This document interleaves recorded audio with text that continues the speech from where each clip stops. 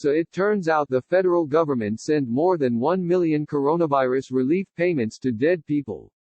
That's according to a report released Thursday by the Government Accountability Office, which earned some breathless coverage from the Washington Post, describing the revelation as a problem of astonishing scope. In fact, it's anything but. The IRS has sent out more than 160 million economic impact payments, worth $269.3 billion since Congress passed the CARES Act in March. Out of all those direct deposits, checks, and debit cards, the GAO says that 1.1 million, or 0.4% of the total, worth about $1.4 billion, went to individuals who are deceased. We are quite literally talking about a rounding error that appears to have been the product of Washington's efforts to get money to Americans as quickly as possible in the middle of an economic and public health disaster. The Post writes, the report makes clear how, in the mad dash to pass legislation to prop up an economy in free fall in the midst of an unprecedented pandemic, mistakes were made. But even calling this a mistake is a stretch, given that the alternative was to slow down the process of delivering much-needed aid. Here's what appears to have happened. The IRS was required to send stimulus payments out to Americans based on the information contained in either their 2018 or 2019 tax returns. According to the GAO, the IRS's lawyers determined that it did not have legal authority to deny payments to those who filed a return for 2019, even if they were deceased at the time of payment.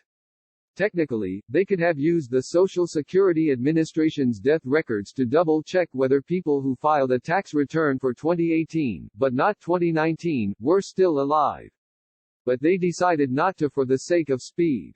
This approach wasn't even without precedent. To fulfill the CARES Act's mandate to deliver payments as rapidly as possible, the GAO explains, Treasury officials said Treasury and IRS used many of the operational policies and procedures developed in 2008 for the stimulus payments, and therefore did not use the death records as a filter to halt payments to decedents in the first 3 batches of payments.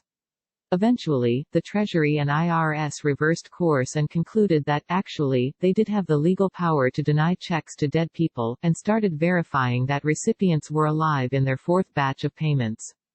On the Richter scale of public policy failures, this one barely registers. I am pretty sure the Republic is going to survive if a few widows got a preloaded debit card with $1,200 that was meant for their dead husbands.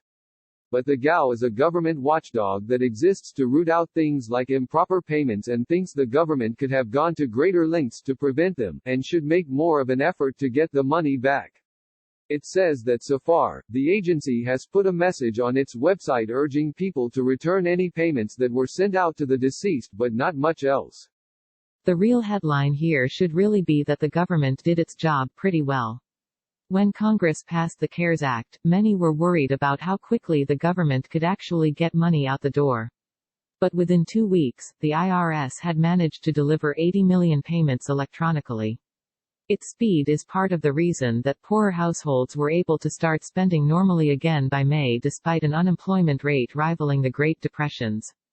The fact that the Post is instead treating this topic like a small scandal reflects a broader problem with how some news organizations have covered the government's response to the coronavirus. Instead of focusing on the broad policy questions about whether programs were helping the economy as intended, many news outlets have focused on trying to track down every single instance of people and companies getting cash that they maybe didn't deserve.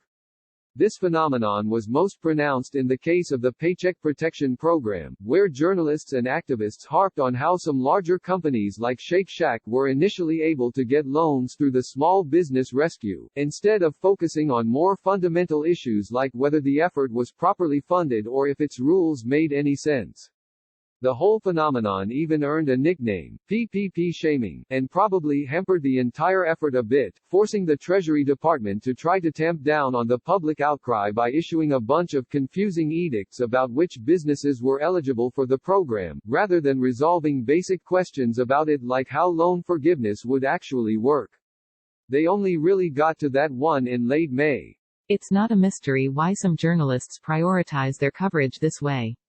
Dead guy gets money is the kind of basic, nonpartisan shoe leather story that a lot of beat reporters are conditioned to write. It's scoopy, and in some cases, it is indeed important for public accountability purposes.